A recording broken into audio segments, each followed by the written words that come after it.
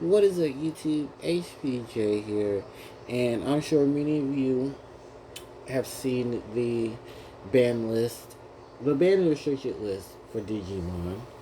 And no, I'm not going to give a full video on talking about it because that would be a waste of time. I'm here to basically talk about Sakuyamon and what potentially can happen next for the Golden Fox Queen. Now, as we all know, the most recent ban and restriction list for Digimon hit Sakuyamon hard. And I mean really hard. She has literally, I think, the most changes out of any Digimon um, archetype that I've seen. And not only did it go from, the new band pair, but also the fact that two cards in the respective lineup have also been hit. So as we all know, BT19's Sakuyamon, digital plug-in S from EX2 have now been limited to one. On top of that, band pairings of Talmon and Sakuyamon X cannot be paired with Chaosmon Valderarm. Simply because it was extremely broken with how all the combinations were between those, as well as, Sakuyamon decks have definitely taken over the meta by storm, which I've seen a good plethora of them be Sakuyamon and Sakuyamon X teams. So that begs the question of what could potentially Sakuyamon do in the next couple of months before Amethyst Mandala comes out. Because as everyone knows, in December we're going to get the advanced deck for Sakuyamon. And this will be the first time Sakuyamon is getting an advanced deck. We don't have too much knowledge on what's in it. We just know that Sakuyamon is getting hers, just like Beelzemon, Mega Gargamon, and Gallantmon got theirs before. So it does beg the question of what could potentially be in there that can benefit Sakuyamon decks that the changes have not already done. Because remember, there's a lot of things with Sakuyamon that are going on. Sakuyamon can create tokens. These tokens can get blocker. You have a lot of synergy with option cards with a cost of 2 or more.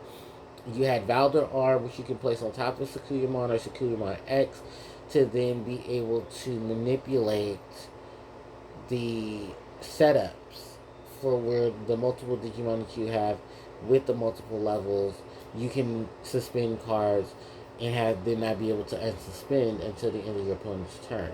So there's a lot of really good benefits that's part of the reason why the pairing of Chaos Valderarm and Sakuyamon X and Talmon had to happen.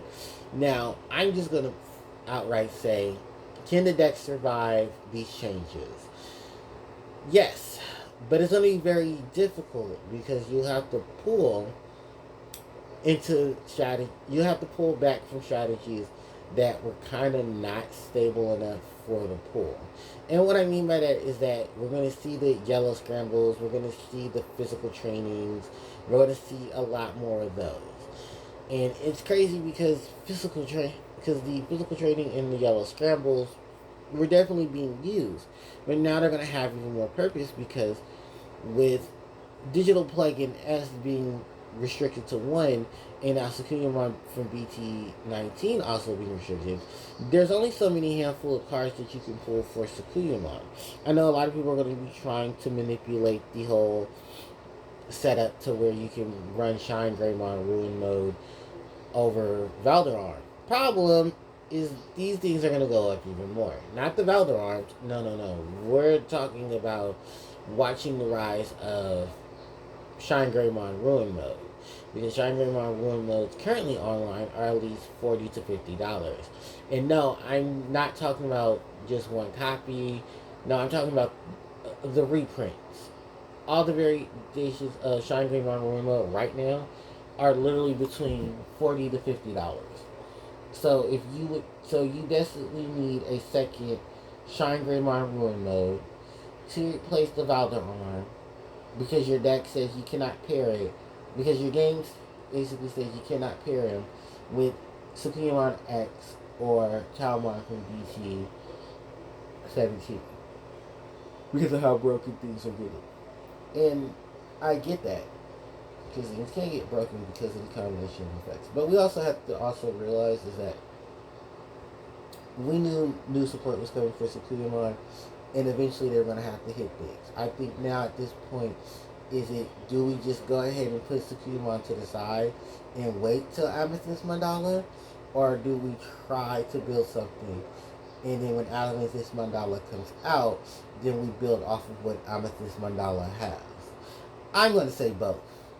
It's like I said, it's going to be difficult to build Sakuyamon. I don't think I have every necessary card to fix Sakuyamon on me. I know. And it's already difficult enough because I'm looking at the Talmon, and there's not too many good options. There's the Talmon that can play a Rika from your hand for free. There's the Domon, but that isn't Talmon, but can easily do removal. And then there's the other variations of Talmon. There's Talmon from BT10. There's Talmon from... Okay, we don't talk about the BT5 Talmon, but there are some variations. It's just unfortunately, because of how this list is, we're now losing, the only thing I can say is, okay, if we don't use Valdo Arm, we are still able to play Sakuyamon X with Talmon from, which set is that? From BT17. It will still work out. You just can't run Valdo Arm. So your option of going into, a level 7 is going to have to be Shine Greymon Ruin mode. Which, if I decided to rebuild this deck, which I'm currently trying to do now, I hate to tell you guys, but it's very difficult to try to find a different Talmon to use because some of these Talmon, they're just not that good. They're just not. And I'm trying. I really am. Even though Talmon Ace is still at 1, we're still running the loaded amount of cards to survive fixing some of these issues, but it's hard. It really, really is hard. And I'm really trying, but to no avail. Can I really get something, stable? Like, I have a Shine Greymon Ruin mode. I have a Shine Greymon Ruin mode. So it's like, damn. And then I was thinking of Sakuyamon replacements, and I'm like, oh, I have Sakuyamon Miko mode. I can just run Sakuyamon Miko modes. But I have Miko mode Ace, and then I have regular Miko mode as well that I can run. So then it would make the Valderon variation still useful, because you don't have to run Sakuyamon X. But if you want the defense of the tokens, then you can't run Valderon. And I was going to try to build this deck with Sakuyamon Ace and Sakuyamon X. But that's what I also was thinking too. If we're going to get a Sakuyamon Ace, I think we're going to get a Sakuyamon Ace. And I think she's going to replace this whole combination. So Sakuyamon Ace. I don't know if an Ace card can have an X antibody form on top of it. Comment section will probably tell me. But it's an idea that I thought about and was like, oh, maybe? But also maybe not if the Ace and the X antibodies can't be placed on top of each other. Because then I have to take out my Sakuyamon Miko mode Aces and then try to play around with Sakuyamon Miko mode from BT2. Which is, the one that has the 5 costs, and then she can ditch you off into Sakuyamon for your hand at a cost of 1, ignoring the color requirements. Yeah, that's pretty much it. But, like I said, it's still work in progress. And it's still like a whole lot of other things that still need to be figured out too. So I really don't have answers for you guys. I know. And that's something I'm sure many of you would like to have. But sorry, I can't work miracles with things that I can't handle or deal with myself. But I'm pretty sure the comments and those who are on Reddit and stuff will be able to help out a little more than I can. Because, sorry, I can't give you a competitive deck for a game that I'm not competitive in. I can give you my ideas and suggestions, but that's about it.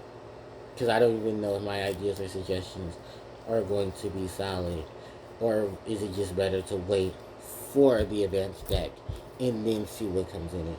To see, okay, this card can go here, this card can replace that. So let me know what you guys think. Let me know what ideas you guys are going to try to work out with or try to figure out in the comment section below. I do thank you guys so much for listening out to this video. I do appreciate it. Don't forget to like, comment, share, and subscribe to the channel, because it helps out tremendously. You can hit the notification bell to be informed of when I upload more of my content to the channel, and social media links are in the description box below. Thank you guys so much for watching, and it's CJ signing out. Take care.